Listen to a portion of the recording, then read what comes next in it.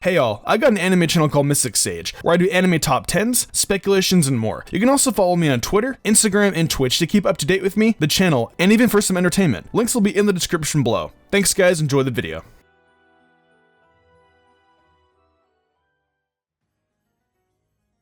Hey guys, my name is MysticUmbreon, and welcome to my first competitive team in Pokemon Sword and Shield. Some of you might not know this, but I used to play competitively in the Smogon 6v6 singles format, way back in Generation 5 when competitive was at its prime. Since then, I've played on and off until I took a break in Generation 7 with Ultra Sun and Moon. In that time, I used to play in some Draft League as well, much like the GBA or UCL. I participated in the Major Pokémon League, or the MPL for short, under the team name Anistar Umbreons. But enough about my competitive past. Let's take a look at my first team I've been playing around with on Showdown. It's been a lot of fun, and these Pokemon are really good. I'll leave a pastebin in the description below for you guys to copy, if you guys want to play along with me as well. But anyways, introductions out of the way, let's get into this team.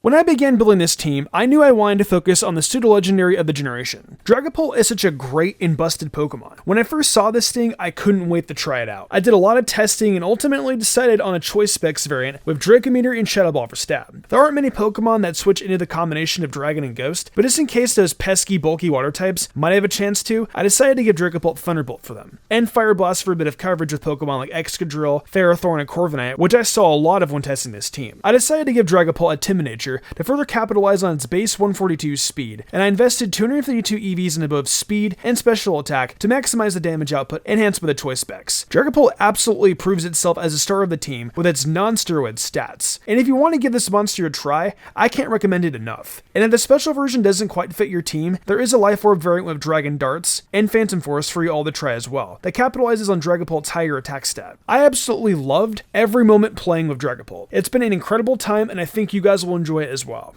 As for the next member, I couldn't resist to add the pinnacle of power added to this generation with Galarian Darmanitan. A mixture of Gorilla Tactics, or better yet, just Choice Band the ability, and Choice Scarf is a held item. The embodiment of speed and power in a frozen Snowman Gorilla is devastating. As for Darmanitan's moveset, I went with Icicle Crash for stab, and Flare Blitz, which hits most big threats like a truck. The combination of fire and ice is a devastating offensive combo, hence why Galarian Darmanitan has climbed the ranks to be one of the best Pokemon from Galar. As for the final two moves, I give Darmanitan U-turn to pivot around, and Earthquake as an extra option, especially for Toxapex. It proved itself quite useful at times during testing. As for the investments I gave him 252 EVs in both speed and attack to add on to Gorilla Tactics, and the Choice Scarf. I also gave Darmanitan a July Nature. If you use Darmanitan, get ready to board to the pain train because Darmanitan isn't stopping anytime soon. When it comes to Darmanitan, I wasn't sure at first if it would be able to live up to all the hype, but man, I was wrong. Darmanitan has been a monster on the battlefield, shredding through anything and everything. Gorilla Tactics is such an interesting and unique ability that forces the choice spin on him already, and yet Game Freak gave him an attack stat like this. It's just unbelievable how good these new Pokemon are for both singles and VGC. Darmanitan managed to convince me just to what a great Pokemon it was. The question is, can it convince you, or does it need to? With all the firepower from the previous two members, I knew I needed some sort of defense, and I could use something like Toxapex or Ferrothorn. But just like all of you in the best team video, I wanted to use a lot of new Pokemon, and I can't think of a better fit to use than Galarian Corsola. This deceased Coral is one of the most annoying but brilliant Pokemon I've ever had the pleasure of using. Between slowly chipping away of Stealth Rocks and Nightshade damage to completely crippling physical attackers of Strength Sap and Will-O-Wisp. As a physical wall, there are not many who can break the sheer will and determination of Galarian Corsola. There are quite a few people who would surrender quite quickly too when facing Corsola due to how painful it is to knock out. I gave Corsola 252 EVs in HP and physical defense to be able to stand tall against any and all physical attacks. I have personally always liked Corsola from its design to its appearance in the anime. It's always been so cute, and to see that it not only got a Galarian form, but an evolution as well, made Corsola easily one of my favorites from Generation 8, and I couldn't resist not using it on this team. I think it's quite important for me to talk about this Pokemon right here, before I carry on with the next members. I decided to add Ribombee to the team. The only Pokemon on the team that has been around since before Generation 8, and the reason I chose Ribombee is so that I could have access to Sticky Web to gain an overwhelming advantage when it comes to speed, as that is very important for my strategies. To ensure that Sticky Web goes up on my opponent's side of the field, I have given Ribombee the Focus Sash, which makes it so it lives one hit guaranteed if it was a max HP when taking the hit. So by leading off with Ribombee, a turn 1 Sticky Web is almost always bound to happen. As for the rest of the moves moves I gave Ribombee. I gave it Stun Spore for extra speed control, Moonblast, and Bug Buzz for stab. I decided to give Ribombee max speed and special attack to ensure the first move so that I can potentially hit my opponent with a Moonblast or Bug Buzz before it drops. And with the 4 moves Ribombee has, it serves more as a utility Pokemon to support the others by controlling the battlefield. It's for sure a nice addition, and it's worked out quite well for me. Now, I decided on Ribombee over any other Sticky Web user for a few reasons, and one of them is for the simple fact that even though I might look a bit intimidating, I actually am a soft guy and I love the cute Pokemon. I like tough and I like cute. Ribombee was simply too cute, and I love that speed stat too. 124 base is nothing to mess around with. There aren't many Pokemon who can outspeed that. Having access to Stun Spore as another option for speed control is phenomenal, and who doesn't love a chance that your opponent doesn't get to move? That might be the deciding factor between a win and a loss if Pokemon has taught me anything.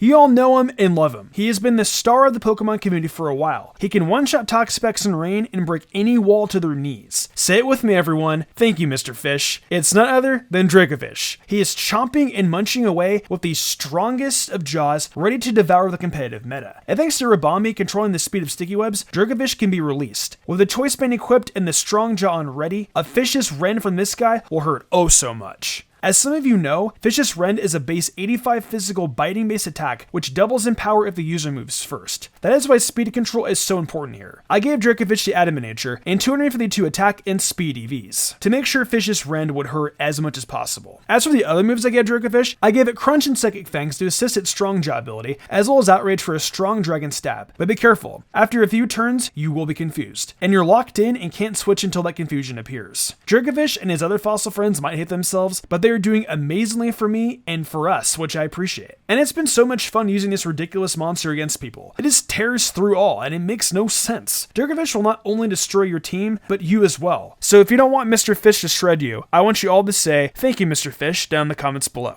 Lastly, the final member of this team is none other than the Generation 8 starter bird, Corviknight. Even with Dynamax being banned, I still like Corviknight added to this team. With the bulky set like the one I'm using, it's been doing a phenomenal job at keeping things in check. I give Corviknight the moves Bulk Up and Roost to keep itself alive for a long time. Bulk Up gives the user a +1 in both attack and defense, while Roost makes it so the user lands by losing its flying typing for the turn, but regains 50% of its full HP. On top of that, I give Corviknight Defog to remove the potential hazards that might hurt my team, as I like to switch around quite a bit. And lastly, I give Corviknight Brave Bird. Now, I know some of you are a bit iffy when it comes to recoil damage, but Brave Bird is a great move that ensures KOs, and since we have Roost, we can brush off the recoil. On top of all that, as a cherry on top of the Alchemy, we have the leftovers to keep ourselves alive, and 252 HP EVs, 40 special defense EVs, and 216 speed EVs. All in all, this might just be the best starter bird we've ever had in this series. And I love Skarmory, but instead of being pure bulk, this one actually packs a punch to boot. A nice average stat distribution with enough utility coverage to be a stand-strong bulky wall. Even if Smogon has taken away the ability to Dynamax, which once made this steel bird a sweeper threat with max airstream, it is still now a potent threat and a great Pokemon whom I thoroughly enjoy using in the competitive scene. Some Pokemon I considered for this team were Aegislash, for its sheer versatility of King Shield and the ability Stance Change. Between being a defensive tank and the blade that slays all, those 150 interchangeable stats are impressive, but I already had my Ghost type and I wanted to try some newer Pokemon, so I opted out for Aegislash. But if you give it a try, let me know how it works for you in the comments. I also wanted to give a wall combo of Ferrothorn and Toxapex. Yes, I know they are disgustingly defensive, but sometimes that's the win condition. With the combined hazards of Ferrothorn, Stealth Rocks, and Spikes, plus Toxic Spikes from Toxapex and Sticky Web from Ribombee, that would cause quite a few problems for my opponents. But once again, the big hindrance to this was that I really wanted to use some new Pokemon. But nevertheless, it's still a strategy worth exploring for all of you. With those two tanky walls behind you, and all this residual damage stacking up, this one is sure to upset your opponents for sure.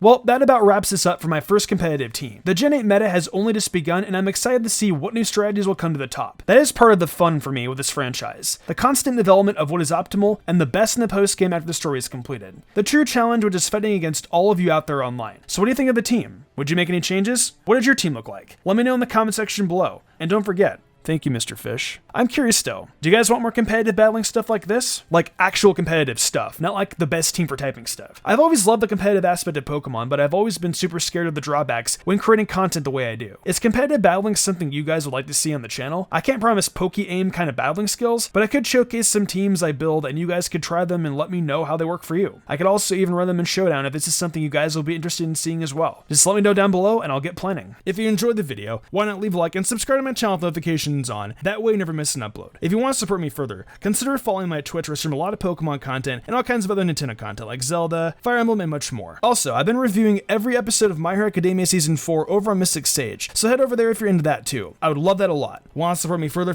in Game Call Perks? Check out my Patreon. Daniel Leone, Lady Crimson, Memory Martin, The Lazy Leo, Matthew Young, Austin Lega, Jarrett Weiss Austin, Sodden Grider, and Enigma97 did. And I want to thank them personally for going above and beyond. It means the world to me. I think I'm gonna wrap this up though. I'm MysticUmbreon, and I will see you in the future for more awesome Pokemon content.